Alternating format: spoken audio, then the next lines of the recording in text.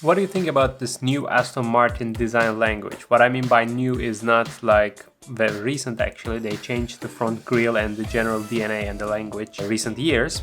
Like when you look back to classical Aston Martins like DB9 or like that era, early 2000s, you would see this grille very smaller. We still have the same iconic shape, let's say, like this S curve on the edge of it. But on these new ones, like this is V12 Speedster, I think. Yeah. And I really like that the grille starts from the bonnet and goes until the floor, until the ground, and it kind of has like a fish type of mouth. And I quite like it. It's definitely more wild and more brave looking in my opinion. The previous one's a bit more elegant, I would say, but this is more wild. So I will start doing this sketch. I will sketch this car. Even if it's not the same, I will just get inspired by it and I start sketching. But today, what I want to show you in this video is it's totally fine to make basic mistakes like perspective. I always talk about perspective and the proportions are the most important basis for the car design sketching. But even if you are a professional designer, you still do this type of mistake. So when I was a student, I thought that when you reach to this level, when you're a professional designer, you don't do mistakes. Whatever you sketch, it goes perfect.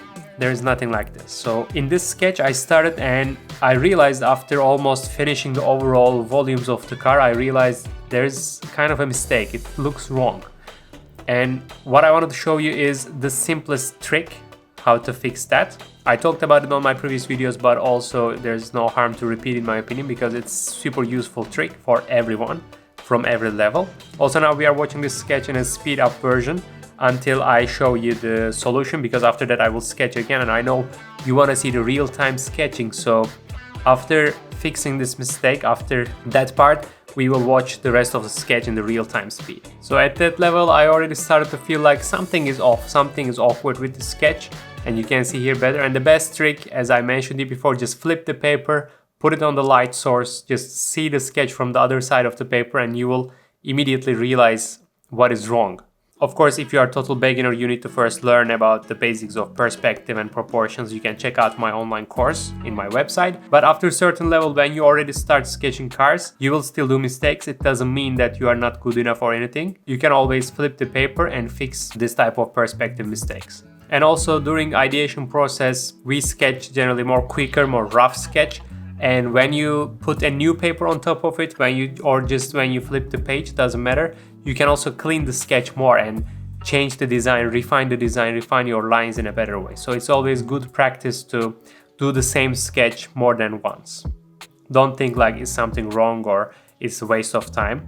It's just a good technique to refine your sketch. You said you like this new format, so I decided to do another real-time sketching because I do this anyway, like every day I sketch something and post it on my Instagram this year as a challenge. So why not to record some of them in this format and show you the real-time process? Because as I said before, when I was a student, I was super curious how it goes in real life. And as you see, we have a lot of mistakes. Also now here on the headlight lines, I was not sure if it should go to the front wheel or if it should follow the shoulder line, and at the end I have like a couple of the lines which are not totally the same. It's dirty looking lines. But again, this kind of mistakes are totally fine, especially on the ideation process, because ideation process sketching is about trying to find the idea or develop it. You don't have the final image in your mind and trying to copy it on the paper. It's the opposite. You don't know where it will exactly go. That's why we sketch, and while sketching you see some lines, sometimes by coincidence, sometimes even by a mistake. Some lines work in a different way and you come up with another solution, with another idea, and connect different lines to each other, and it becomes more interesting design solution sometimes. And I really enjoy this Hot Wheels cars. As you know, I have a little collection and I'm not trying to sketch exactly the same car. When I put this car, for example, next to my paper, sometimes I even sketch something totally unrelated. But sometimes if I want to get inspired by this sketch, by this model, I just follow some main lines or the proportions. For example, on this sketch, I like that it's super long and speedster. It doesn't have even a windshield, I guess. I mean, at least on the model it doesn't have. I don't remember on the real model if it has a windshield, but it's like two different cockpits, like without windshield, without the roof, without anything. So I was like, I like this exaggerated proportions on this car and I wanted to kind of catch similar emotions on my own sketch. So you can see that I have huge grille, exaggerated grille coming to the ground from the bonnet area, just like this model here. And it's even bigger in my sketch. And the cockpit area, the cabin area, let's say, is also very tiny compared to the rest of the car. Even here on the model it was longer, it's different proportions, but I wanted to push it back more like maybe Ferrari SP1, like even pushed backwards, like a huge bonnet going until the end of the car, and we have very tiny space for the people inside. I like this emotional part.